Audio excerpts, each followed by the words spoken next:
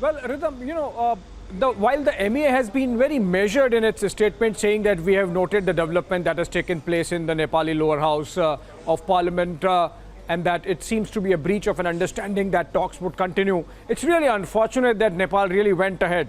It's purely internal to the political dynamics that are taking shape within the Communist Party of Nepal, the ruling party there, and the COVID situation as it is panning out. We have seen how many cities and towns, including the capital Kathmandu, have seen protests by youngsters as to the manner in which the government of KP Sharma Oli has really handled the COVID pandemic situation. I believe ultra-nationalism is taken refuge of typically by governments and regimes when they are struggling with governance issues, and that seems to be the case as I see it. Maybe Sriram Chaulia and more importantly Mr. Jaiswal can come on it if you get them into the debate rhythm.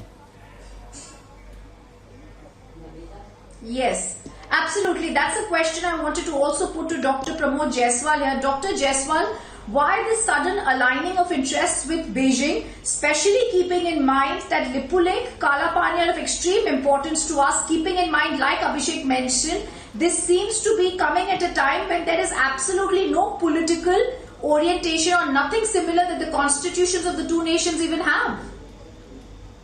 I think New Delhi has failed to understand the gravity of this problem, and they have unnecessarily fueled it in a very undiplomatic and a very irrational manner.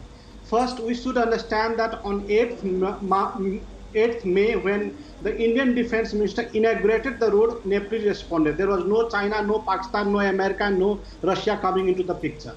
Immediately after the inauguration of the road, Nepal responded and the media started claiming that it is China. The army chief went on looking at China, and then media bombarded. Today the army chief has come with a very rational, very balanced statement which we had expected. And to be very frank, there was no role for army to make such a statement when we have good relations between the two countries where MEA could have taken the lead. But here what has happened is that the Indian government has put the army chief on the front as if they are going to fight a battle with Nepal, and MEA is very quiet on that, not coming on a very strong statement on time. It's more than a month, it's more than 1 month and 1 week, and there is no strong statement by the Indian government. India was aware that it will be passed. It's not a surprise. You might be surprised today, but it was mentioned.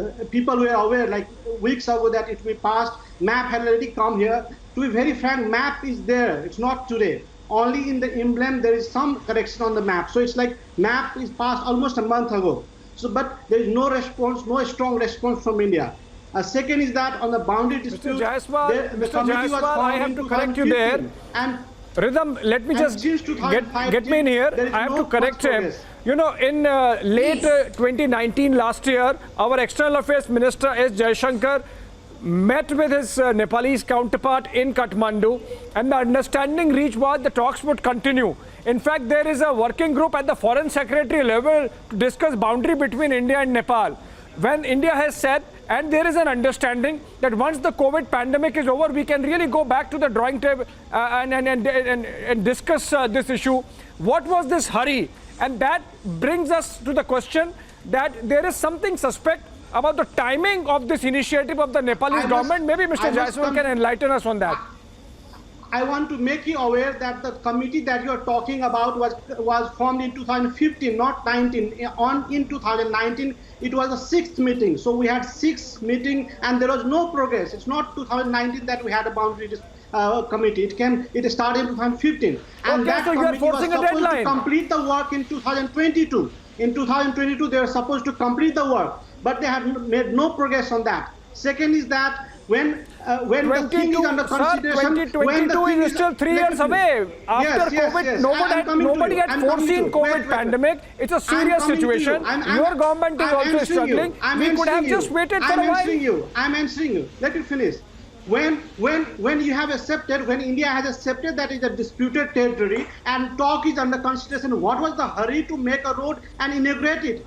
Are you going to create a disputed? I believe Sriram Chaulia can come in here. The road already existed. The road already existed. It has only been blacktopped, as they say. It did not existed. No, it did not exist. I believe the China-India agreement actually concretized the fact that it is a territory held by India.